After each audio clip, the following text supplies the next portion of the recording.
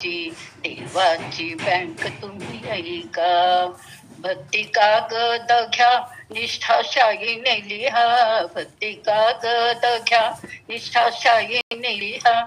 चेकवटेल बघता बघता, चेकवटेल बघता बघता, अहो माझ्या दत्तात्रयाची देवाची बँक तुम्ही ऐका. जे का पुण्य घडे नोंद जमेकडे, जे का पुण्य घडे नोंद जमेकडे, नाही लागत तिजला हो पैका. नाही लागत तिजला हो पैका, अहो माझ्या दत्तात्रयाची देवाची बँक तुम्ही ऐका.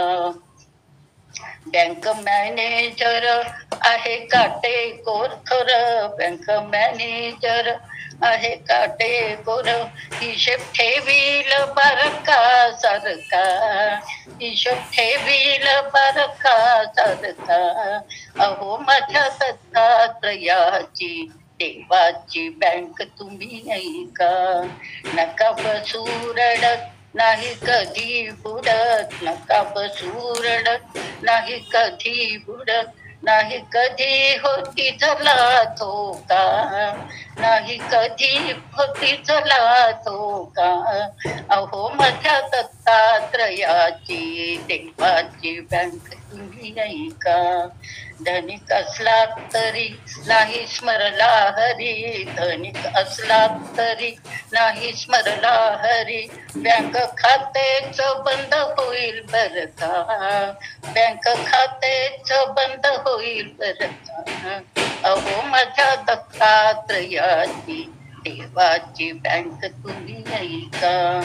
नाम मुद्दल ठेवा देह कारणी लावा, नाम मुद्दल ठेवा देह कारणी लावा, संस्कृत विद्येचे मर्म तुम्ही ओळखा, अहो माझ्या दत्तात्रयाची देवाची बँक तुम्ही ऐका. देवाची बँक तुम्ही ऐका. धन्यवाद ताई. छान आहे बँक तुमची, आवडली आम्हाला. धोका नाही काही नाही, छानच आहे. सुंदर सुंदर सुंदर भजन आहेत, म्हणत राहाशीच. खूप छान आहे, सुंदर सुंदर. बरं आता आज कोण काय म्हणणार आहेत, सुरू करणार आहे? आधी प्रार्थना म्हणून घेऊ का, नाही तर आधी प्रार्थना. हा म्हणजे मग काय सगळ्यांचं सुरू होईपर्यंत ठेवत.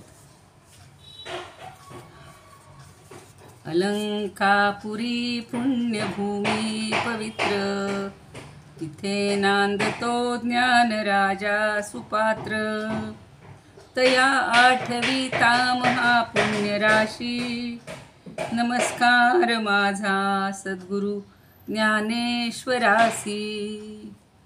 नमोऽनंताय शुद्धाय कूटस्थायात्मने नमः, प्रेमाम्बुधिविहाराय ज्ञानराजाय ते नमः. माधुर्यरसकल्लोला शिवशक्तिस्वरूपिणी, अमृतानुभवार्थाय वन्दे ज्ञानेशनन्दिनीम्. माता यस्य तपस्विनी च जनको, वैराग्यरागान्वितः, भ्रातारो गुरुणा निवृत्तिसहिता, निर्वृत्तिकाः संस्थिताः. इत्थं साधुकृपान्वितं स्वयमहो ज्ञानामृतेनावृतं, वन्दे तं करुणाकरं प्रभुवरं, श्रीसन्तज्ञानेश्वरं, श्रीसन्तज्ञानेश्वरम्. आदौ वैभवतारकं च कथितं, श्रीकृष्णगीतामृतं, हस्ताभ्यां कटिमानबाणचकितं, भक्तं समाश्वासितं, दातुं ज्ञानरसं हि येन जगति, ज्ञानेशरूपं धृतं. वन्दे तं करुणाकरं प्रभुवरं, श्रीसन्तज्ञानेश्वरं, श्रीसन्तज्ञानेश्वरं.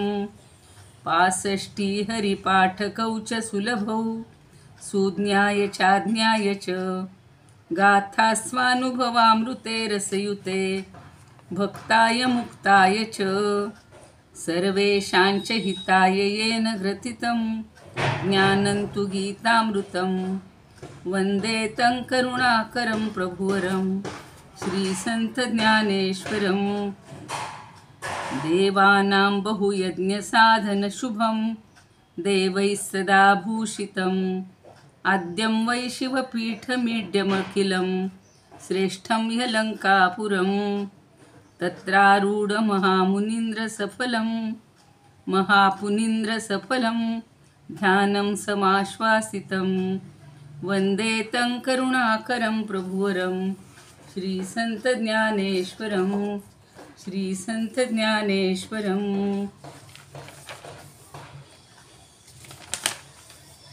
ज्ञानेशोऽनुभवामृतं व्यरचयत् ज्ञानेश्वरं पूजये ज्ञानेशेन निरूपिता सुमधुरं गीता नमो ज्ञानिने ज्ञानेशात् परमार्थवित् सुचरितं ज्ञानेश्वरस्याद्भुतं ज्ञानेशे लघुजीविते गुणगणो ज्ञानेश्वरत्वं कृति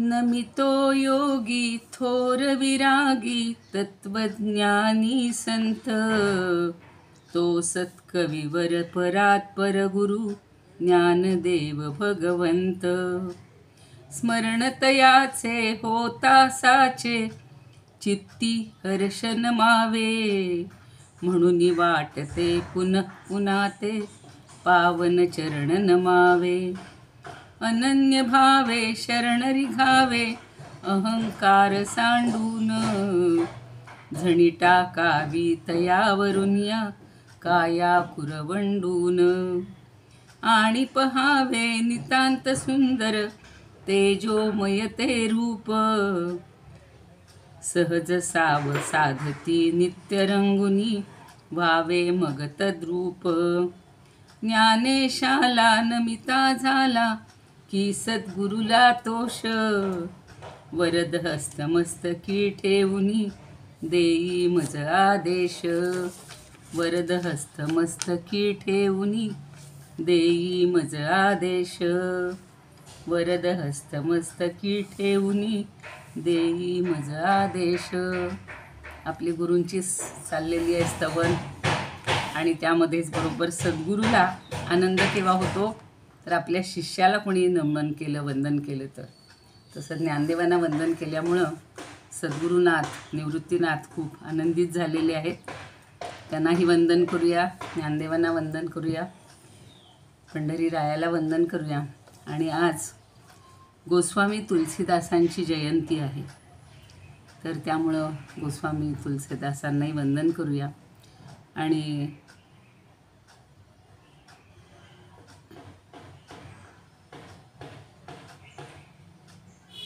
नाना शंकर शेठ पुण्यतिथी आहे तर त्या नाना शंकर शेठना पण वंदन मुद्दाम करूया.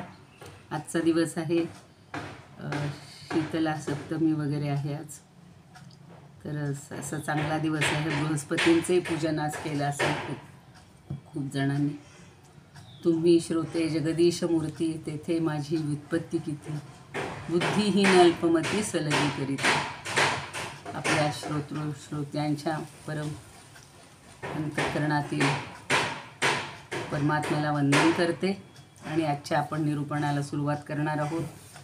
आजचा दिवस छान आहे सांगितलं तसं.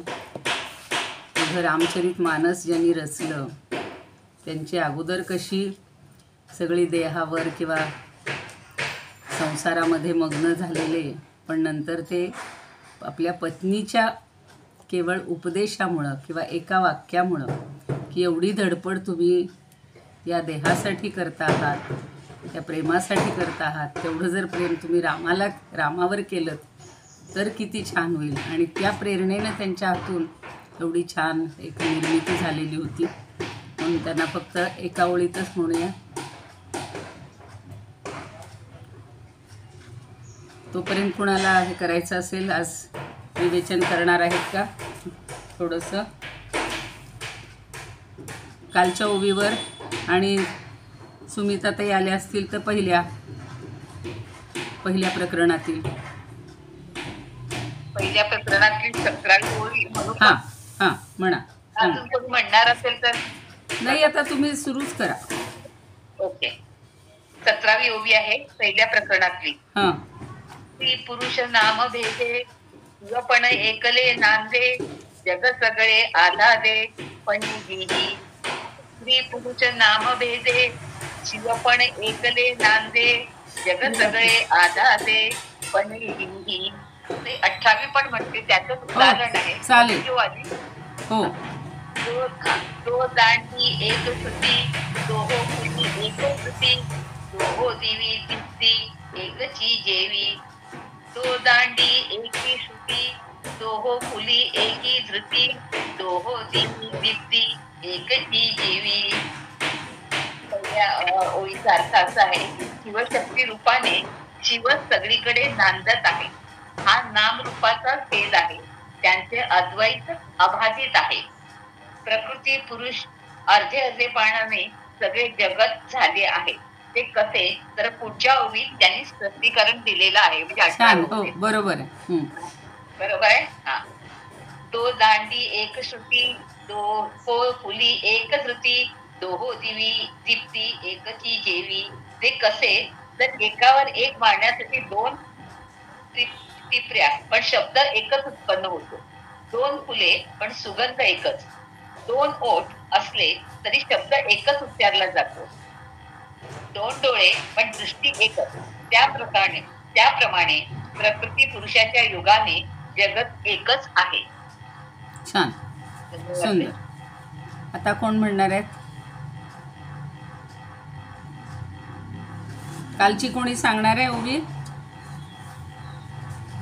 22 कोणती सांगायची? 22-23 काल झाल्यात ना?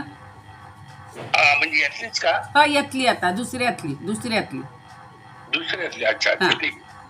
मी सांगू? हो, सांगा. सांगतो.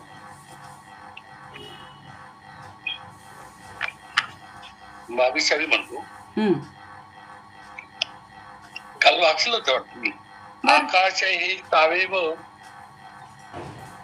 न बंदे आकाशाची हाव ऐसे कोणी एक भरीव आकाश जो. आकाश हे असे आहे की त्याचा शब्द हा गुण आहे व इतर 4 महाभूते त्याच्यात लय पावतात. म्हणून हे सावयव आहे. एवढ्या करतात श्री गुरुरूपी चिदाकाशाला या पोकळ आकाशाची उपमा देता येणार नाही. बरोबर. कारण श्री गुरु हे ज्ञान घन असे भरीव आकाश आहे.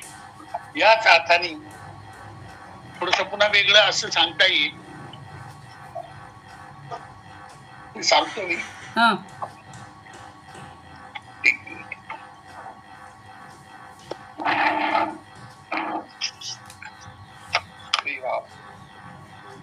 आकाशे सावेव न बंदे आकाशाची हाव ऐचे कोणी एक भरीव आकाश जो. याचा अर्थ असाही सांगता येईल, आपल्या दृष्टीला दिसणारे हे पंच महाभूतांनी युक्त असे जड आकाश आहे.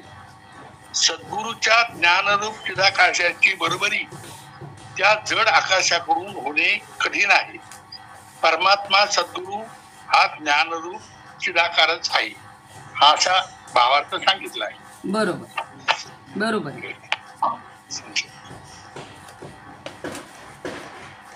दुसरं कोणी 23वी बोलणार आहे का?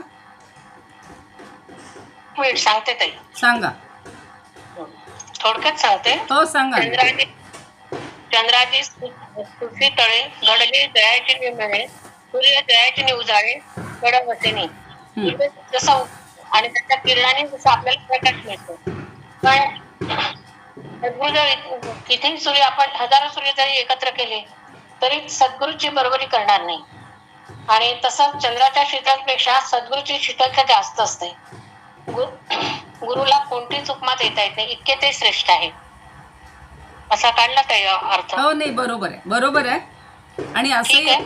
हां बरोबर, छान सांगितलं तुम्ही. ऐकू आला का? हो आलं. हां हां, माझा मी मॅडम. माईक बंद केला होता. बरोबर आहे, छान बोलल्या. थोडक्यात चांगलं सांगितलेलं आहे. हो मॅडम अजून एका वाक्यात सांगता येईल. हां सांगा. चंद्राची शीतलता हम्म.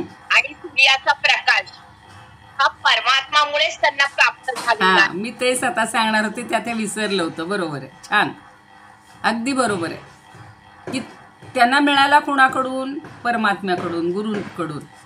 आणि म्हणून गुरूंना त्यांची उपमा देता येत नाही किंवा त्यांच्या तोडीचं मानता येत नाही. जसं मगाशी दादांनी सांगितलं की आकाशाची पण उपमा का देता येत नाही, तर आकाश हे पोकळ आहे आणि हा घन दाट भरलेला आहे, चितघन आहे. त्यामुळे या दोन्ही गोष्टी या गुरु परमात्म्यापासूनच निर्माण झालेल्या आहेत. त्यांच्या एवढी त्यांची श्रेष्ठता नाही आणि म्हणून त्यांची उपमा म्हणजे उपमाच देणं हे अवघड आहे किंवा अशक्य आहे. आता 24वी ओवी बघूया. छान सांगितलं दोघांनी पण आणि सुमिताताईंनी पण. आता तुमच्यापैकी कुणीतरी पहिल्या प्रकरणाचा अभ्यास करायला सुरुवात करा, काही हरकत नाही, अवघड नाही आहेत ते. आता अगदी सोप्या सोप्या जिथे दृष्टांत आहेत ते सांगता येतं आपल्याला.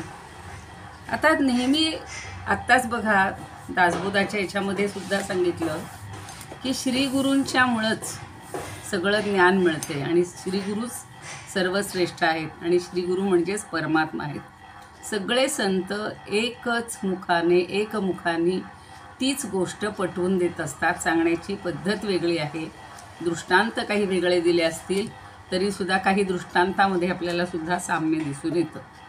चंद्र सूर्य हे तर अगदी ज्ञानदेवांना आवडणारे जास्त निसर्गाविष्कार आहेत आणि मला नेहमी वाटतं की त्यांच्याशिवाय त्यांची ज्ञानेश्वरी ही अपूर्णच राहिली असती जर त्यांचे दृष्टांत घेतले नसते तर. कोणीतरी तो अभ्यास करायचा आहे, खूप दिवसापासून माझ्या डोक्यात आहे की चंद्र सूर्याच्या जेवढ्या ओव्या आहेत तेवढ्या सगळ्या एकत्रित काढायच्या, सगळ्या अध्यायातल्या. खूप सुंदर असा त्याचा एक म्हणजे अभ्यास म्हणून चांगला होईल आणि आपल्याला त्याच्यातून एक प्रेरणा मिळेल. आता 24वी जी ओवी आहे ती श्रीगुरूंच्या ठिकाणी गुरुशिष्य भाव हा मुळीच नाही, म्हणजे त्यांच्या ठिकाणी कुठला भेदभावही नाही आणि मी गुरु आणि तो शिष्य असाही भाव नाही किंवा जो दिसतो तो सगळा आभास मात्र आहे. आपल्याला जसं शिवशक्तीच्या बाबतीत होतं की ते खरं दोन्ही एकच आहेत, पण आपल्याला भास होतो, आभासमय असं त्यांचं द्वैत आपल्याला सारखं जाणवतं. शिवशक्ती, अर्धनारी नटेश्वर, जे काही ज्या रूपामध्ये आपण पाहतो तिथं आपल्याला ती दोन रूपं दिसत असतात. तसं आत्तासुद्धा शिव, आपलं शिष्य आणि गुरु असे द्वैत जरी भासत असलं तरी तो आभास आहे, खरं ते एकच रूप आहे आणि त्यांच्या ठिकाणी हा भेदभाव नसतो. बघूया ओवी. जीवपणाचे नि त्रासे, जीवपणाचे नि त्रासे, यावया आपुलिये दशे, यावया आपुलिये दशे, शिवही मुहूर्त पुसे. फारच 24 छान आहे. शिवही मुहूर्त पुसे, जया जोगी याते, जया जोगी याते. शिवपणाचे नि त्रासे, त्रास झालाय त्याला शिवपणाचा, आपलं जीवपणाचा. जीवपणात राहिल्यामुळं ते पुढं आपण बघणार आहे त्याचं स्पष्टीकरण. तर अधिक काळ जीवपणात राहिल्यामुळं त्याला त्रास व्हायला लागले. त्रासे म्हणजे जीवपणाचे त्रासे म्हणजे या त्रासातून, जीवपणाच्या त्रासातून यावया आपुलिये दशे, पुन्हा आपल्याच दशेमध्ये, आपल्या अवस्थेमध्ये, मूळ स्थितीमध्ये यावया म्हणजे येण्यासाठी काय झाले, शिवही मुहूर्त पुसे.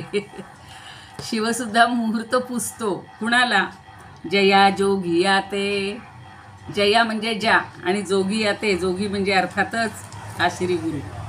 तर श्रीगुरू हा जणू काही आपल्या जोशी याते, चुकून मी जोगी याते म्हणलं, जोशी याते. जोशी हे आम्ही लहानपणी जिथे राहत होतो तिथे एक वाडाच होता आणि त्या वाड्यामध्ये अनेक जोशी असायचे आणि मग ते सगळ्या गावातले असे विभागून घेतलेले असायचे लोक म्हणा किंवा काही घरं, आणि प्रत्येकजण ते जोशकी हा शब्द वापरला जायचा. म्हणजे जोशीनं जे काही पंचांग सांगायचं, मुहूर्त सांगायचा, शकून अपशकून सांगायचे किंवा प्रत्येकाचं भविष्य थोडक्यात सांगायचं, ज्योतिष सांगायचं, असं सांगणारे ते जोशी.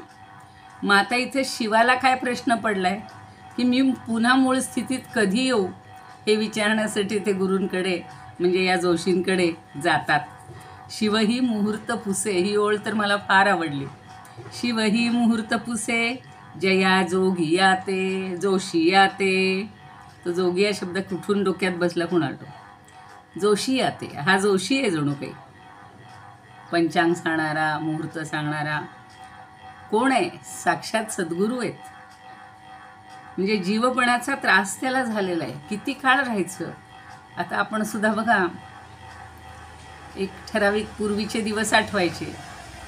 अगदी मोजक्या पैशात सगळा संसार किंवा संसाराच्या अगोदरही शिक्षण घेताना अक्षरशः एकेका कपड्यावर पायात चप्पल नसेल, पायतण नसेल, असे दिवस काढलेले असायचे.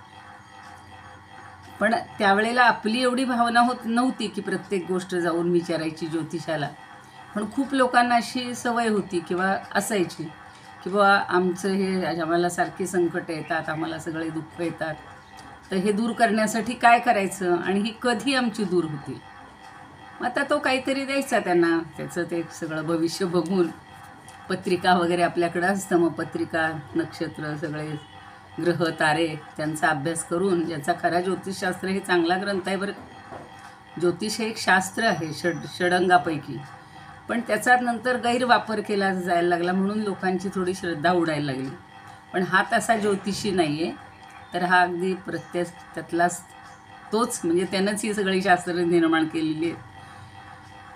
मग त्यांनी सांगितल्यानंतर मग अमक्याच तारखेला बाहेर पडायचं, अमक्या तारखेला हे कार्य सुरू करायचं. अशी एक अजूनही आपण मुहूर्त पाहतोच किंवा लग्नाला मुहूर्त पाहतो, लग्नाला मुहूर्त पाहायला जातो, कुठलीही पूजा का आपल्या गृहप्रवेशाला मुहूर्त पाहायला जातो. तसा मुहूर्त हा आता जो काय म्हणू आपला शिव या जोशींकडे म्हणजे आपल्या गुरूंकडे विचारायला जातो. पुसे म्हणजे विचारतो. आता जीवभावाला तो त्रासला.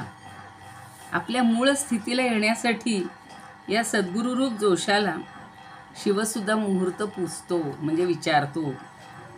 गुलाबराव महाराज म्हणतात की शिवही जीवपणाच्या त्रासानं आपल्या पूर्ण ब्रह्मरूपाला येण्याकरता ज्या श्री गुरुरूपी जोशाला मुहूर्त विचारित असतो.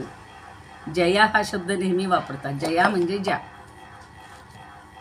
आणि अशा त्या सद्गुरूला, सद्गुरुरूपी जोशाला मुहूर्त विचारत असतात. काय झालेलं आहे? सद्गुरुरूपी जोशाला म्हणजेच हा जो शिव आहे, हा देहाशी तादात्म्य पावल्यामुळं त्याला अनेक योनीतून, जन्ममृत्यूच्या हेलपाट्यातून त्रस्त व्हावं लागलेलं. म्हणजेच ती जीवदशा खूप काळ, काही जन्मोनुजन्म ही त्यांना भोगायला लागलेली आहे. शिवत्वाचं रूपांतर जेव्हा जीवत्वात झालेलं आहे तेव्हा. आणि मग ती सच्चिदानंद रूपी किंवा सच्चिदानंद रूप किंवा आपली स्वात्मस्थिती, स्वरूपस्थिती, त्या स्थितीला पुन्हा निर्विघ्नपणे जाता आलं पाहिजे. आता कुठल्याही कुणाची अडचण येता कामा नाही. आणि म्हणून तो जणू काही त्याला मुहूर्त विचारत आहे. म्हणजे सद्गुरूंना पहिल्यांदा शरण जायचं आणि मग या जन्मरूपी संसाराची निवृत्ती होऊन नित्य परमानंद रूप मला कधी प्राप्त होईल किंवा आत्मलाभ मला कधी होईल, ज्या बोधापासून मला हा आत्मलाभ होईल तो बोध कृपया मला द्या, अशी प्रार्थना करीत आहे. आणि जीवाचं पारमार्थिक स्वरूप खरं शिव आहे, पण ते जीवामुळं त्याला पारमार्थिक रूप त्याचं बाजूला झालेलं आहे. आणि मग हे सगळे भोग भोगावे लागतात, सुखदुःख भोगावी लागतात. म्हणून शिव हा सद्गुरूंना शरण जातो असं म्हटलेलं आहे. किंवा त्यांना आपलं भविष्य विचारतो, मुहूर्त विचारतो की मी पुन्हा या शिवरूपात कधी येईल किंवा मला परब्रह्माचं स्वरूप जे आहे ते पुन्हा कधी प्राप्त होईल. आता गीर्वाण अनुभवामृतामध्ये म्हणलेलं आहे, आता आपल्याला थोडं आश्चर्य वाटतं ना की शिवसुद्धा असं भविष्य विचारायला, मुहूर्त विचारायला कसा काय जायला लागला. पण हे आपल्या व्यवहारातला दाखला दिला की आपल्याला ते ज्ञान जास्त पडतं. आता जीव शिव दोन्ही एकरूप झाले असं काही गीतांमध्ये म्हटलेलंच आहे की ज्या वेळेला जीवाला हे सगळं अज्ञान दूर होतं, या सुखदुःखाच्या याच्यातून तो जेव्हा अज्ञान दूर करून ज्ञानी मिळतो, ज्ञान होतं किंवा ज्ञानी होतो, त्यावेळेला त्याला मोक्ष मिळतो. मोक्ष म्हणजे काय आहे? स्वरूपाचं ज्ञान. तर ते होण्यासाठी असे मुहूर्त शिवालासुद्धा विचारावे लागावेत. म्हणून संस्कृतमध्ये छान रचलं आहे बघा. शिवोपि जीव भावेन त्रसित्वा स्वदशां पुन्हा. शिवोपि जीव भावेन त्रसित्वा स्वदशां पुन्हा. आयातुं सुमुहूर्तं वै, आयातुं सुमुहूर्तं वै दैवतं पृच्छति स्वयं. गुरुदैवत आहे. दैवत म्हणजे दुसरं दैवत नाही. दैवतं पृच्छति स्वयं. हा शिवसुद्धा जीवभावानं त्रासला गेला, त्रस्त झाला आणि म्हणून पुन्हा आपली स्वतःची दशा किंवा स्वतःची अवस्था, मूळ रूप प्राप्त होण्यासाठी, आयातू म्हणजे येण्यासाठी, म्हणजे प्राप्त होण्यासाठी, सुमुहूर्तम वै दैवतं पृच्छती. चांगला मुहूर्त सांगा, आता मला कधी माझ्या मूळ दशेमध्ये येता येईल. माणूस म्हणतो का, असं एक हे आहे ना, म्हणजे एक संस्कृत सुभाषित आहे की असं आपलं दैव हे राहडगाडग्यासारखं फिरत असतं. कधी दशा आपली वर जात असते, पुन्हा कधी खाली येते. चक्रमेव वर्तते. चक्राप्रमाणे ते फिरत असतं.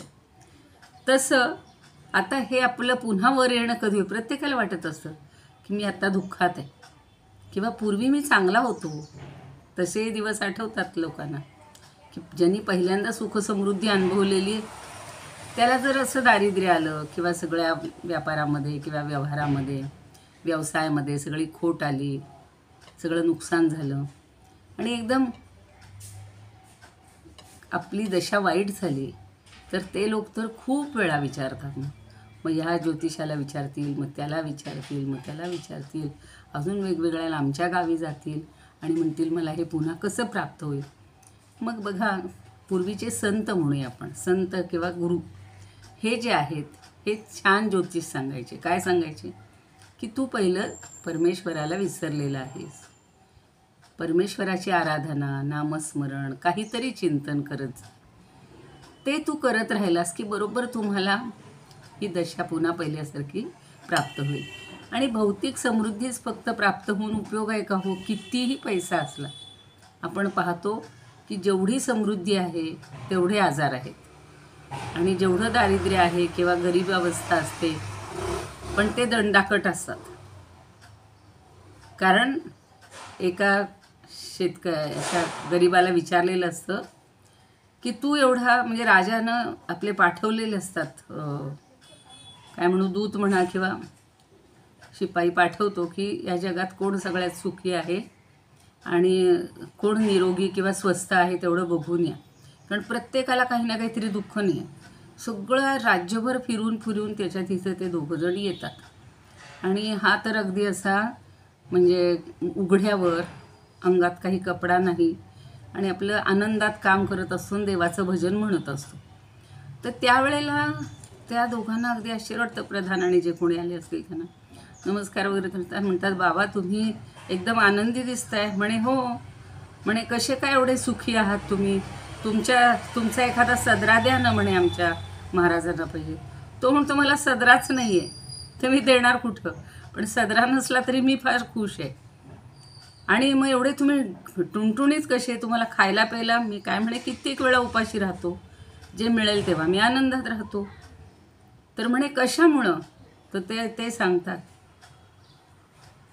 माझे 2च पथ्य आहेत. काय करतो की जर चुकून कोणी आजारी पडला तर त्याला औषधाची गरजच नसते किंवा औषध घेऊनही उपयोग होत नाही. आणि औषध घेऊनही त्यानं जर पथ्य केलं नाही तर त्याचं काही तब्येत सुधारत नाही. तो म्हणतो पथ्ये सती गदार्थस्य भेषजग्रहणेन किम, पथ्ये असती पदार्थस्य भेषजग्रहणेन किम. सती म्हणजे असताना, पथ्य असेल तर औषधांची गरज नाही आणि पथ्य नसेल तर औषधांचा उपयोग नाही. असे म्हणे मी सगळीकडे पाहतो, म्हणून मी माझं पथ्य पाळतो. कुठलंही वाईट बोलत नाही, वाईट आचरण करत नाही, वाईट काही खात नाही आणि भरपूर मी कष्ट करतो. 24 तास मी कष्ट करतो आणि भगवंताचं स्मरण करतो. त्यामुळं मी सुखी आहे, आनंदी आहे. सहज डोक्यात आलं की अशी या श्रेष्ठांना किंवा श्रीमंतांना भविष्य विचारायची जास्त गरज पडते. असे जे दंडाकट असतात, भगवंतावर श्रद्धा ठेवणारे असतात, त्यांना काही लागत नाही. आता इथं मात्र शिव हे आपलंच एक प्रतीक आहे. म्हणजे आपल्या प्रत्येकाला जोपर्यंत गुरु भेटतच नाही आहे किंवा गुरु असूनसुद्धा आपलं स्वरूप आपल्याला सापडत नाही आहे, तोपर्यंत मग आपल्याला पुन्हा गुरूंना विचारावं लागतं की मला चांगली दशा, माझे मूळ स्वरूप मला कधी प्राप्त होईल. असं त्यांनी छान ते दिलेलं आहे. अभंग अमृतानुभवात स्वरूपानंद म्हणतात, भवी जीव भावा त्रासोनिया शिव. भवी म्हणजे या संसारात. भवी जीव भावा त्रासोनिया शिव, पावावया ठाव स्वरूपाचा, पावावया ठाव स्वरूपाचा. जया जोशी यासी विचारी मुहूर्त, जया जोशी यासी विचारी मुहूर्त, व्हावया विमुक्त भवातून. या भवातून, या भवसागरातून मी मुक्त होण्यासाठी या जोशियाला म्हणजे जोशाला मुहूर्त विचारतोय शिव. आता डॉक्टर व्ही. ए. कुलकर्णी म्हणतात की जीवदशेला कंटाळून आपल्या मूळच्या परब्रह्म स्वरूपाला म्हणजेच परमजीव दशेला येण्यासाठी शिव हा म्हणजे परमशिव स्वरूपाला जाण्यासाठी किंवा परमस्वरूप अशा जोशाला म्हणजेच गुरुला अर्थात निवृत्तीला मुहूर्त विचारतो, असं त्यांनी छान दिलेलं आहे. आता ही शिवाला का अशी वेळ यावी किंवा त्याला असं का विचारावं असं वाटावं. आपण आता पहिली जी हे पाहिलेली आहे ना, शिवशक्ती समावेशन जेव्हा पहिलं प्रकरण, आणि त्या प्रकरणामध्ये सगळं शिवशक्तीचं छान मेलन कसं आहे ते आपल्याला द्वैत दिसत असले तरी ते एकरूपच कसे आहेत आणि त्याला शिवत्व आणि शक्तित्व का आलं त्या दोघांना, याचा थोडासा आपण प्रकृतीच्या अंगानं विचार केलेला होता. तर खरं म्हणजे शिव आणि शक्ती एकत्रितच असतात. शिव म्हणलं की शक्ती आलीच आणि शक्ती आहे तिथं शिव असणारच. म्हणून भगवद्गीतेत 7व्या अध्यायात मी नेहमी सांगते की 7व्या अध्यायात खूप वर्णन आलेलं आहे. फक्त आता पुन्हा आपण ओझरता त्याचा उल्लेख करूया. कधीतरी पुन्हा 7वा अध्याय अजून समजून घ्यायचा असेल तर घेऊ. तर गीता सांगते की पराप्रकृती माझी आहे आणि तिनं हे सगळं जगत धारण केलेलं आहे. जीवभूता महाबाहो ये दन धारे ते जगत, हे जे आहे ते सगळं इथं सांगतायत आता. आणि ती जीवभूत आहे म्हणजे भूतांना धारण करणारी आहे. या प्रकृतीनं सगळी सृष्टी निर्माण केली आणि ही पराप्रकृतीसुद्धा माझीच शक्ती असल्यामुळं माझ्यातच विश्व सगळं ओवलेलं आहे. सूत्रे मणिगणा इव. या सगळ्या एखाद्या हारामध्ये जसा सूत्र धागा महत्त्वाचा असतो, मग फुलांची माळ असेल, मण्यांची माळ असेल, तसे या विश्वामधला धागा सूत्रे माझ्या सूत्रामध्ये गुंफलेले आहे सगळं विश्व. आणि ही पराप्रकृती हाच पर म्हणजे श्रेष्ठ असा पुरुष आहे. आणि जीवलोकात असणारा सनातन असा जीवभूत झालेला तो माझाच अंश आहे. जीवभूत आहे सनातन हा. आणि तो शरीर सोडून जात असताना मन 15वा अध्याय 8वा सगळा मन इंद्रिय इत्यादी घेऊन तो जात असतो. म्हणून त्रिगुणात्मक शक्तीच्या सान्निध्यात शिव हा जीवात्मा बनतो आणि या भवचक्रात सापडतो. पण एकोहम बहुश्याम, मी एकटाच आहे. आता हे वाक्य तर ऐकून मला असं वाटतं रोजच्या ह्याच्यातच ते लक्षात ठेवण्यासारखं आहे की मी एकटाच आहे. पण मी बहुश्याम असं नटरूपात तो नटतोय. म्हणजे सगळी विविध रूपं जशी घेत असतो नट, तशी ही सगळी विविध रूपं त्यांनी धारण केलेली आहेत. आणि मग आदी संकल्पामुळं पहिली दंपती म्हणजे शिवशक्ती ही उदय पावली. शक्तीच्या सान्निध्यात बहुभवन म्हणजे अनेक रूपात नटणं सुरू झालं. आणि हे कुठवर चालायचं? आदी म्हणजे संकल्प ज्याचा त्यानेच शिवशक्तीला परत आपणात सामावून घ्यायचा आहे. आणि ती त्याची इच्छा आहे. म्हणून शिवपणाच्या त्रासाला कंटाळून शिवाता निवृत्तीनाथांना म्हणजेच परमशिवाला किंवा गुरु परमात्म्याला परतीचा मुहूर्त विचारतो. असं हे सगळं पुन्हा गणित तिथेच जाऊन पोचतं. म्हणजे ताळा करतो आपण तसं की म्हणून या शिवाला, या गुरुला किंवा गुरुरूपी जोशाला मुहूर्त विचारावासा वाटतो, असं त्यांनी छान सांगितलेलं आहे. प्रत्येकानं आपापल्या परीनं त्याची इतकी सुंदर अशी हे केलेली आहे. ज्ञानदेवांनी मगाशी म्हणलं तसं शिवशक्ती समावेशनात हा शिव आणि त्यानंच निर्माण केलेली शक्ती यांचा अपूर्व असा हा मिथुन खेळ म्हणजे मिथुनाचा खेळ रंगवलेला आहे. आणि शिव शक्ती यांच्या प्रणय खेळातून ही प्रकृती रूपानं आपणच नटतो. आता हे सगळे ती मायाभरली सृष्टी निर्माण करतो वगैरे सगळं आपण पाहिलेलं आहे. पण आध्यात्मिक पातळीवर निर्मितीसुद्धा तुच्छ आहे. कारण पुन्हा ही निर्मिती म्हणजे पुन्हा हे भवसागरात घोटाळणं आहे. म्हणून त्याची जाणीव जेव्हा होते, कधी कधी आपल्यालाही कधीतरी कळतं की अरे मी किती या संसारात रमलो, आता जरा इथनं बाहेर पडलं पाहिजे. किंवा आपण बाहेर पडलो म्हणून आपण आपल्या 4 मित्रमैत्रिणींना सांगतो, अरे आता हे किती वर्ष तेच हिशोब करायचे, तेच सगळं करायचं, हेच खायचं, हेच प्यायचं, 24 तास तेच करायचं, जरा बाहेर पडा, थोडा काळ काढा. असं जसं व्यवहारात होतं तसं आध्यात्मिक पातळीवर सुद्धा या शिवाला त्याची जाणीव होते. आणि मग तो ज्योतिषाला म्हणजे आपल्या सद्गुरूंना विचारतो की ही जीवभावाची अवस्था संपून परमात्मरूपी अवस्था येण्यासाठी मी आता काय करावं. म्हणजे प्रत्यक्ष ईश्वराला हा प्रश्न पडावा, सद्गुरूचा आसरा घ्यावा लागतो. आता आपल्याला रामकृष्णांचं पण माहिती आहे की ज्यावेळेला त्यांनी अवतार घेतले तेव्हा श्रीराम वसिष्ठांकडे गेलेले आहेत, श्रीकृष्ण सांदीपनी ऋषींकडे गेलेले आहेत. काल परवाच ऐकलं की 64 कला त्यांनी फक्त 64 दिवसात आत्मसात केल्या होत्या. तुम्ही जर उज्जैनला गेला असाल तर डोळ्यासमोर आणा, मी ते पुस्तक मुद्दाम तिथून घेऊन आलेली की 64 कला. उज्जैनला सांदीपनी काय झालं, आश्रमात ते छान सगळ्या हा खूप सुंदर ते चित्रीकरण केलेलं आहे. आणि प्रत्येक कलेचं इतकं सुंदर वर्णन आहे. तिथे श्लोक लिहिलेला आहे प्रत्येकाचा एक. हा तर आपल्याला 2-3 तास पुरत नाहीत. खरं म्हणजे सगळा दिवस सुद्धा तिथे थांबलो तरी चालेल, इतकं सुंदर आहे ते. मग त्याच्यावरून लक्षात येतं की भगवंताला सुद्धा गुरूंकडे जावं लागलं होतं. सगळे भगवंत अवतार घेतल्यानंतर आणि सगळी गुरुच्या आज्ञेनुसार कामं करावी लागली.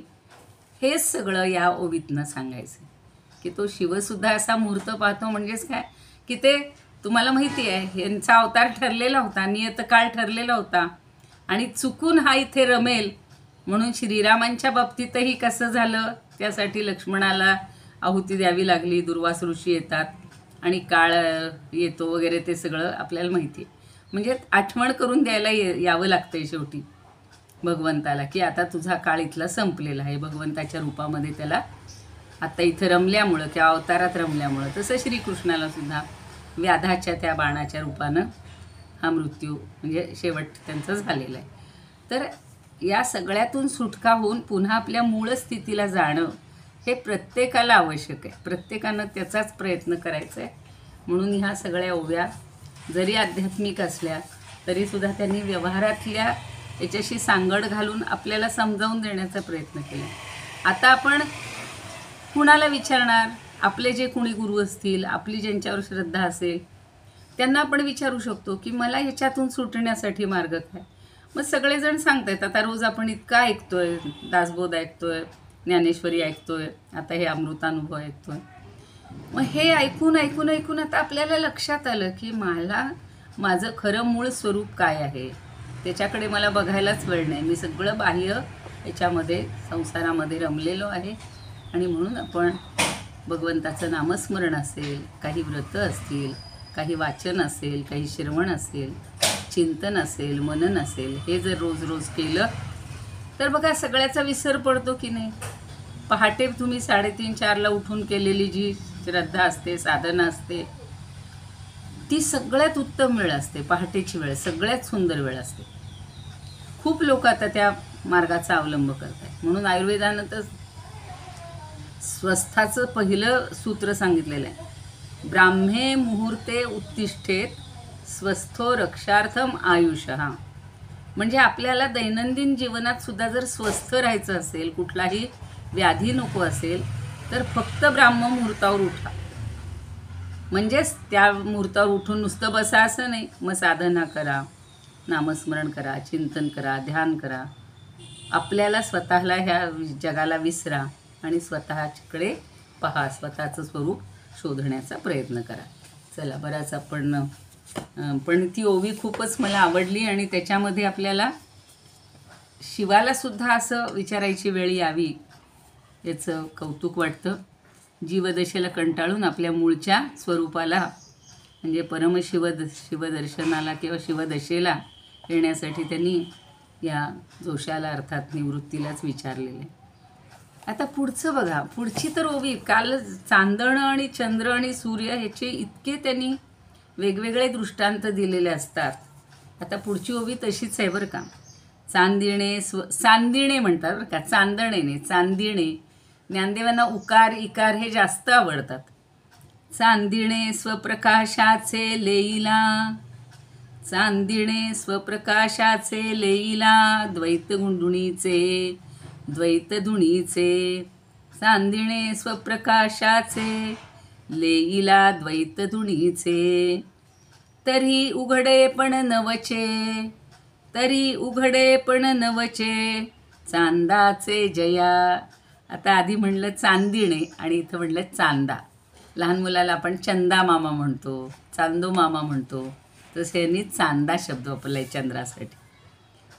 चांदिणे स्वप्रकाशाचे. आता ते चांदणं कुणाचं असतो? चंद्राचंच असतं, स्वतःच्या प्रकाशाचंच असतं. तेच लेईला म्हणजे तेच त्यानं अंगावर आवरण घातले, धारण केले. कसं? द्वैत धुणीचे. हा शब्द पण फार छान वापरलेला आहे.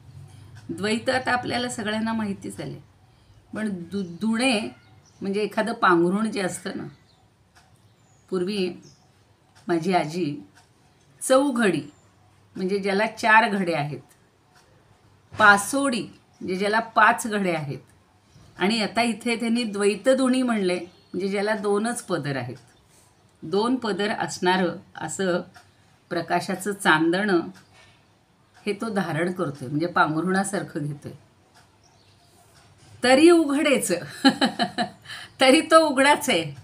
नवचे सांगता येत नाही, चांदाचे जया. तरीसुद्धा चांदाचे हे उघडेपण जे का आहे किंवा आहे ह्याच्याबद्दल नवचे काही सांगताच येत नाही हो. म्हणजे चंद्र खरं आपल्याच प्रकाशाचं चांदणं हे दुहेरी धारण करत असतो. आणि तरीसुद्धा चंद्राचा देह उघडेपण, तरी तो उघडाच आहे. न झाकता ते झाकलंच जात नाही. आता असं कसं म्हटलंय? आपण जर पांघरुण घेतलं तर आपण सगळं पूर्ण कव्हर होतं, आपला काही कुठला भाग उघडा राहत नाही. पण चंद्रानं स्वतःचंच पांघरुण घेतले, स्वतःचंच चांदणं पांघरले, स्वतःचाच प्रकाश आहे. दोन्ही गोष्टी स्वतःच्याच आहेत. त्यामुळं दुहेरी पांघरुण त्यानं घेतलेलं आहे. पण तरीसुद्धा त्याचा देह उघडाच आहे, किंवा तो चंद्राचा देह हा झाकला गेला नाही, उघडेपणातच आहे, उघडेपणानंच आहे. आता दुहेरी वस्त्र पांघरले म्हणजे काय? तर पांघरणे आणि तो पुन्हा उघडाच आहे हे कसं काय? तर आपण आता स्नान करतो आणि मग कपडे घालतो. मग पहिल्यांदा जे आहे ते आपल्याला आवरण न घातलेली अवस्था आहे, म्हणजे उघडेपणाची अवस्था. तशीच ही चंद्राची पण आहे की पांघरण्यापूर्वीचं उघडेपण म्हणजे एकपण. आणि पांघरल्यानंतर ते चांदणं ते पांघरल्यानंतर तिथे द्वैत पण आलेलं आहे. म्हणून हे द्वैत धुणीचं म्हणजे दुहेरी पदर असलेले, द्वैताचे 2 पदर असलेले असं हे वस्त्र पांघरलं गेलं होतं. आणि म्हणून द्वैताभासापूर्वीचं जे आहे, अद्वैतपण जे आहे ते उघडेपण आहे, ते मुळीच जाणार नाही. सगळी तात्विक चर्चा कशी केलेली आहे बघा त्यांनी. मग ते द्वैतपण कधी जाणार? तर मूळ ते अद्वैतच आहे. परमात्मा स्वरूप हे अद्वैत आहे. गुरु परमात्मा आहे, म्हणजे त्याच्या ठिकाणी खरं ते द्वैत नाहीच आहे. त्याच्यासाठी उपमा दिली की चंद्राच्या चांदण्याची. चंद्र काय करतो? स्वतःचं चांदण्याचं आणि स्वतःचा प्रकाश अशी ही दुहेरी पांघरुणं घेतो किंवा आवरण घेतो. पण तरीसुद्धा तो मुळातला तो एकरूपच आहे, एकत्व आहे त्याच्या ठिकाणं, अद्वैत पण आहे. आणि ते यामुळं द्वैत जरी दिसत असलं तरी ते खरं द्वैत नाही. द्वैताचं पांघरुण घेतलं असलं तरी मुळात तो अद्वैत आहे. तसा गुरुसुद्धा म्हणजे ज्याप्रमाणे प्रकाशरूप चंद्र प्रकाशाच्या रूपानं व्यक्त होतो आणि चंद्र आणि प्रकाश असे 2 जरी दिसले, प्रकाश म्हणजे चांदणं, तरी ते दोन्ही मिळून तो एकच आहे. असा प्रकाश बाजूला आपण ह्या ओव्या मागच्या ह्याच्यात पाहिलेले की तो प्रकाश वेगळा करता येतो का? नाही. ते दोन्ही एकरूपच असतात. शिव आणि शक्तीचं समावेशन सांगताना सुद्धा याच सगळ्या जोड्या किंवा हीच सगळी उदाहरणं ज्ञानदेवांनी आपल्याला दिलेली होती. म्हणजे चंद्र आणि प्रकाश मिळून एकच वस्तू आहे असं आपण मानतो, नव्हे जाणतो. तसा गुरुसुद्धा कसा आहे? द्रष्टा आणि दृश्य तो एकच आहे. म्हणजे तिथं 2 दिसत असला की द्रष्टा म्हणजे स्वतः पाहणारा आणि दृश्य म्हणजे जे पाहायचे ते. असं जरी त्या ठिकाणी दृश्यभाव हा द्रष्ट्याहून वेगळा वाटत असला तरी तो दोन्ही मिळून एकच असतो. ते 2 पण दिसत असलं तरी त्याच्यामध्ये एकत्वच आहे. द्रष्टा आणि दृश्य हे 2पणाचं दुहेरी वस्त्र श्रीगुरूंनी जरी पांघरलं असलं तरी त्यांचं दुहेरी वस्त्रासहित किंवा द्वैत पांघरुण्या वाचून जे एकत्व जे आहे, अखंड अद्वैत आहे, ते कोणीही नष्ट करू शकत नाही किंवा ते कायमचंच आहे. गुरु आणि चंद्राची अशी थोडीशी हे सांगून दिलेली आपल्याला त्याच्यामध्ये.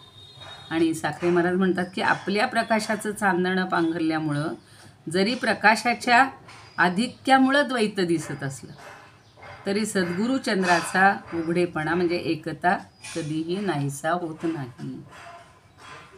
आता सांगितलं तसंच सगळे सांगतायत की चंद्रानं जरी पांघरुण घेतलं असलं असं जरी म्हटलं तरी चंद्र आणि चांदणं हे शब्द 2 आहेत, पण चंद्राचंच चांदणं आहे. चंद्र आणि चांदणं हे वेगळे नाहीतच. त्या भिन्न वस्तू दिसत आपल्याला असल्या तरी त्याचा जो प्रकाश आहे तो एकरूपच आहे. तसं श्रीगुरूंच्या ठिकाणी सुद्धा गुरुशिष्य द्वैत भासलं तरीसुद्धा श्रीगुरू सत्यच आहेत, एकच आहेत, अद्वैत आहेत. द्वैत सगळं त्यांच्या ठिकाणी खोटं आहे. म्हणून गीर्वाण अमृतानुभवामध्ये म्हणतात स्वप्रभाव चंद्रिका द्वैत द्विगुणम, स्वप्रभाव चंद्रिका द्वैत द्विगुणम, प्रावृतोपि च पांघरुण घेतल्यामुळं, तथापि अस्य चंद्रस्य, तथापि चंद्राचं उदाहरण दिलं, तथापि अस्य चंद्रस्य प्राकट्यम न व्रजेत किल, प्राकट्यम न व्रजेत किल. तर चंद्राचं हे प्राकट्य म्हणजे प्रकटीकरण हे द्वैतामध्ये नाही आहे. मुळात त्यांनी जरी ते पांघरुण घेतल्यासारखं दुहेरी वाटत असलं तरी मुळात तो अद्वैतच आहे, एकच आहे. अभंग अमृतानुभवामध्ये स्वरूपानंद म्हणतात चांदण्याचे वस्त्र पांघुरे म्हणीन, चांदण्याचे वस्त्र पांघुरे म्हणून, काय तो लोपोन जाई चंद्र. पांघरुण घेतल्यावर आपलं सगळं झाकून जातं, तसा चंद्र झाकला जातो का? नाही. स्वप्रकाशे तैसा दावी द्वैताभास, स्वप्रकाशे तैसा दावी द्वैताभास तरी एकत्वास मुके नातो. चंद्राचं सगळं वर्णन केलं. तरी एकत्वास मुके नातो. आता हे वि. कुलकर्णी आहेत ते सांगतात की द्वैतरूपी दुहेरी घडी, जसं मगाशी म्हणलं तसं चौघडी पासोडी असे घडी हे शब्द वापरायचा, तसं ही दुहेरी घडी म्हणजेच क्षर आणि अक्षर असे जे आहेत ते आपल्या तेजाचं पांघरून घेतलं तरी सद्गुरुरूपी चंद्राची उघडी स्थिती किंवा निरावरण आवरणरहित स्थिती ही कधीही जात नाही. निरावरण, त्यांना आवरणाची गरजच नाही, ते एकच आहे. कुठलंही आवरण घालायची गरज नाही आणि घातलं तरी ते एकच आहे.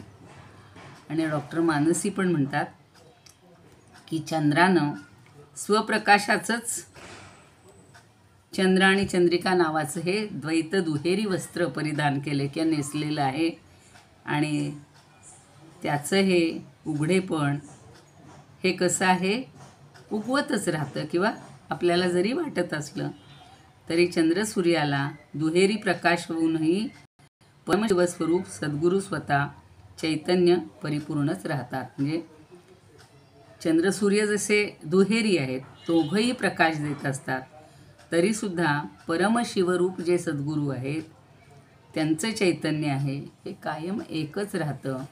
त्यांना शिष्य, मगाशी म्हटलं तसं श्रीगुरू आणि शिष्य असा भेदभाव त्या ठिकाणी राहत नाही. मगाच्या ओवीमध्येही सांगितलेलं आहे की आताही पुन्हा तेच सांगतायत की चंद्राप्रमाणे चंद्राचं चांदणं जसं त्याच्याशी एकरूपच असतं, ते वेगळं काढता येत नाही. ते द्वैत आपल्याला दिसत असलं तरी त्या द्वैताचा भास आपण, म्हणजे द्वैताचा आभास आहे, खरं एकरूपच आहे, त्याचं अद्वैतच श्रेष्ठ आहे. आणि सगळ्या वेदांती तत्त्वज्ञानाचा भर हा अद्वैत आहे. अद्वैत सिद्धांत, द्वैत नाहीच, कुठंच द्वैत नाही. आणि म्हणून व्यवहारामध्ये सुद्धा आपण प्रत्येक ठिकाणी ही द्वैताची भावना जर बंद केली, द्वैताची भावना, द्वैताची भाषा, तर आपण नक्की सुखी आनंदी होऊ शकतो. प्रत्येकामध्ये आपल्याला परमात्माच दिसला पाहिजे, भगवंतच दिसला पाहिजे. मग वैर कमी होतील, भांडणं कमी होतील, हेवेदावे कमी होतील. आणि त्याच्यासाठी हा अमृताचा अनुभव घ्यायचा, म्हणजे काही स्वर्गात जाऊन ते अमृताचे हे आहेत तिथे प्राशन करायचं तशी अपेक्षा नाहीच आहे. इथे पृथ्वी तलावर राहून रोजचं जीवन जगत असतानासुद्धा आपल्याला अशा अमृताचा अनुभव घेण्यासाठी ही वेगवेगळी उदाहरणं, वेगवेगळे दृष्टांत देऊन गुरूंच्या स्तवनातून सुद्धा आपल्याला हाच अनुभव आपण घ्यायचा आणि अमृतानुभव आपण रोज साखायचा किंवा अमृतानुभवाचा आनंद घ्यायचा, असं ज्ञानदेव आपल्याला सांगतायत. पुढची ओवी फक्त वाचून ठेवूया आपण. जो उघडकी न दिसे, प्रकाश की न प्रकाशे, असतेपणेची नसे कव्हणीकडे.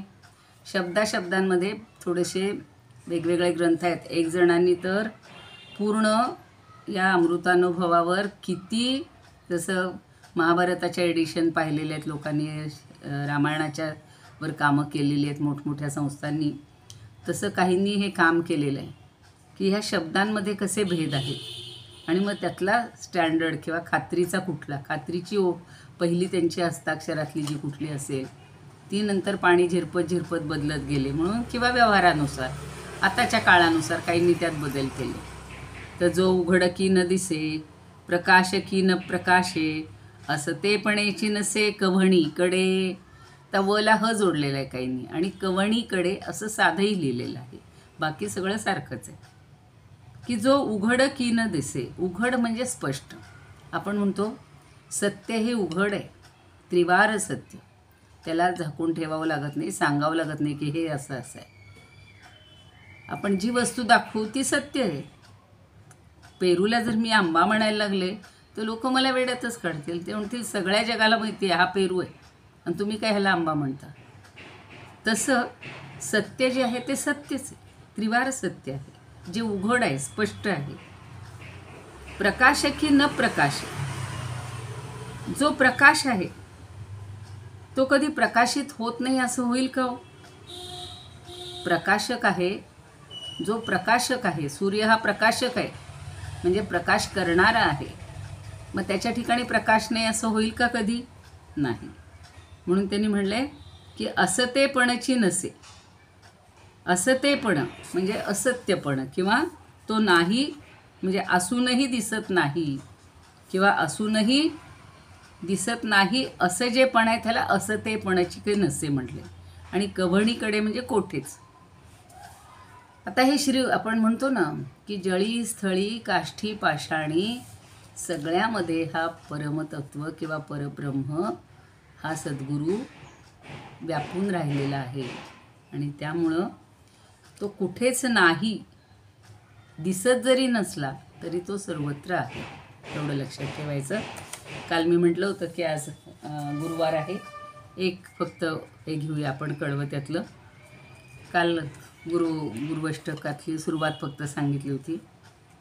एखादं जे आठवेल ते.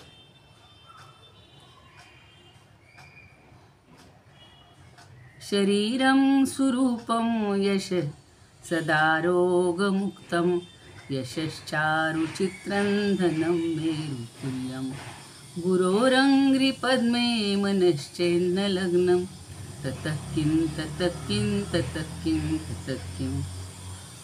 हे पाहिलं आपण की सगळे मला छान सुंदर रूप मिळालेलं आहे, सुरूप मिळालेलं आहे. आणि सदा रोगमुक्त, मगाशी सांगितलं त्या माणसाची कहाणी की तो रोगमुक्त, तसं आपणही रोगमुक्त आहे. शरीरम सुरूपम सदा रोगमुक्तम. अजून काय? यश हा चारुचित्रम. चारू म्हणजे सुंदर, यश म्हणजे कीर्ती, आणि धनम मेरुतुल्यम. धन अगदी मला मेरू पर्वता एवढं मिळालं. आता आपल्याला मिळालेलं आपण मेरू पर्वतासारखं मानूया. सगळ्यांना काही मेरू पर्वता एवढं मिळणार नाही. राजे रजवाडे जे मोठे मोठे असायचे त्यांना ते असायचं. पण गुरोरंघ्रि पद्मे मनश्चेन्न लग्नम. या गुरुच्या ठिकाणी, या परमात्म्याच्या ठिकाणी जर आपलं मन थांबलं नाही, विसावलं नाही, रमलं नाही, त्याच्यावर श्रद्धा ठेवली नाही, तर ततः किं ततः किं ततः किं ततः किं. तर आपलं जीवन हे व्यर्थ आहे, आपलं जगणं व्यर्थ आहे, आपलं आयुष्य व्यर्थ आहे. कुणीतरी मला एकदा शंका विचारली होती की असं 3दा का म्हणलं? एकतर त्या चरणांमध्ये ते सगळं बरोबर तसेच तेवढे शब्द बसावेत म्हणून, आणि एखादी गोष्ट ठसवण्यासाठी माणूस एकदा सांगतो नाही लक्षात येत, 2दा सांगतो थोडंसं समजतं, आणि 3दा सांगितलं की जरा जास्त चांगलं लक्षात येतं. अभ्यासाच्या बाबतीत तसंच असतं. आपण एकदा ओवी वाचली नाही लक्षात येत, 2दा वाचली जरा समजती, 3ऱ्यांदा वाचली अजून चांगली. म्हणून शंकराचार्य म्हणतात ततः किं ततः किं ततः किं ततः किं. म्हणजे त्याचा काय उपयोग, त्याचा काय उपयोग, त्याचा काय उपयोग. म्हणजेच तुम्ही गुरुच्या ठिकाणी, परमात्म्याच्या ठिकाणी श्रद्धा ठेवा, लीन राहा. मला इतकं सगळं मिळालं. हो, लोक म्हणतात शून्यातनं सृष्टी मी निर्माण केली. आपलं जे घर उभारलेलं असतं ना, त्यात सगळ्या वस्तू, सगळं हे बाहेर गाड्या, मोठाले बंगले सगळं घेतलं, मी शून्यातनं उभं केलं. भगवंत सांगतो का हो एवढं शून्यातनंच नाही का? आपण जे म्हणतो ना ओम पूर्ण मदत, तो श्लोक तेवढ्यासाठीच म्हणला जातो की खरं या शून्यातनंच सगळं भगवंतानी निर्माण केलेलं आहे. पण तो कधी म्हणतो का की मी एवढं निर्माण केलं आहे, बघा तुमच्यासाठी एवढं दिलं आहे, एवढी सृष्टी दिलेली आहे, एवढी सगळे उजेडाला दिले, खायला दिले, प्यायला नाही. म्हणून आपली नेहमी लीनताच असली पाहिजे, आणि तीच लीनता राहण्यासाठी ज्ञानदेवांचा आटापिटा आहे. बराच कोणी म्हणणार आहे का प्रार्थना? नाही तर मी सुरू करते लगेच. म्हणा म्हणा म्हणा म्हणा. भुवन मंडलम समुदितमिव भास्वरम सादरम वंदे ज्ञानीश्वरम. त्रिभुवन माता भगवद्गीता लोकमंगला लोकविष्टा लोकहितंता येन ज्ञानेश्वरी विरचिता. श्रीत्वा प्राकृतगिरं सादरं वन्दे ज्ञानेश्वरं सादरं वन्दे ज्ञानेश्वरम् गीताशास्त्रं वाङ्मूधिकल्पं नवं तदीयं वयद्वचाल्पं विषय्यविपदां व्रात्यमनल्पं वाग्यज्ञेन च येन भूषितं सरस्वती मन्दिरं सादरं वन्दे ज्ञानेश्वरं सादरं वन्दे ज्ञानेश्वरम् यत्र शारदा कृपा प्रसादः यस्य श्रवणात् परमानन्दः निहितो यत्रामृतनिःस्यन्दः काव्यतत्त्वयोः कृतवन्तं तत् रसायनं मधुरं सादरं वन्दे ज्ञानेश्वरं सादरं वन्दे ज्ञानेश्वरम्. ज्ञानेश्वर महाराज की जय. खूप सुंदर म्हणायला लागल्यात आता. छान एकदम. महाराज आरती म्हणणार आहे कोणी? आरती म्हणू का? म्हणा.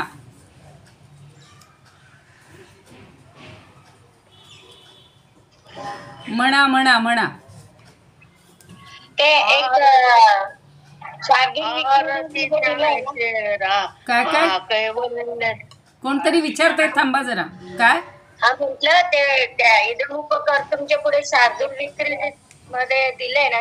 हा हा, तो मी अगोदर घेते रोज. म्हणजे ते शार्दूल विक्रीडित मध्ये असल्यामुळे म्हणून मी ते रोजच्या सकाळच्या प्रार्थनात घेते, म्हणजे आधीच्या. हा चालेल चालेल, म्हणा. आरती ज्ञान राजा महाकैवल्य तेजा सेविती साधू संत मनोवेदला माझा. आरती ज्ञान राजा लोकले ज्ञान जगी नित नेनाती कोणी. अवतार पांडुरंग नाव ठेविले ज्ञानी. आरती ज्ञान राजा कनकाची ताटकरी उभ्या गोपी कनारी. नारद तुंबरो समगायन करी. आरती ज्ञान राजा प्रगट गुह्य बोले विश्व ब्रह्माची ठेले. राम जनार्दनी पायी मस्तक ठेविले. आरती ज्ञान राजा महाकैवल्य तेजा सेविती साधू संत मनवेदला माझा. आरती ज्ञान राजा ज्ञानेश्वर महाराज की जय. छान. पंढरीनाथ भगवान की जय. ते व्रात्य मनल्पमचा जरा अर्थ तुम्हाला हवा होता ना, तेवढा एकदा सांगते आत्ता, फक्त एक क्षणभर. आपण मराठीमध्ये व्रात्य आहे म्हणतो, तो शब्द खूप वाईट अर्थाने घेतो. हा हा बरोबर, सॉरी, मी ते यांच्यासाठी बंद करत असते. व्रात्य शब्द ना, त्याचा अर्थ मुद्दाम सांगते. व्रात्यम अनल्पम म्हणजे व्रात्यम आणि अनल्पम. अनल्प म्हणजे पुष्कळ, अल्प नाही ते.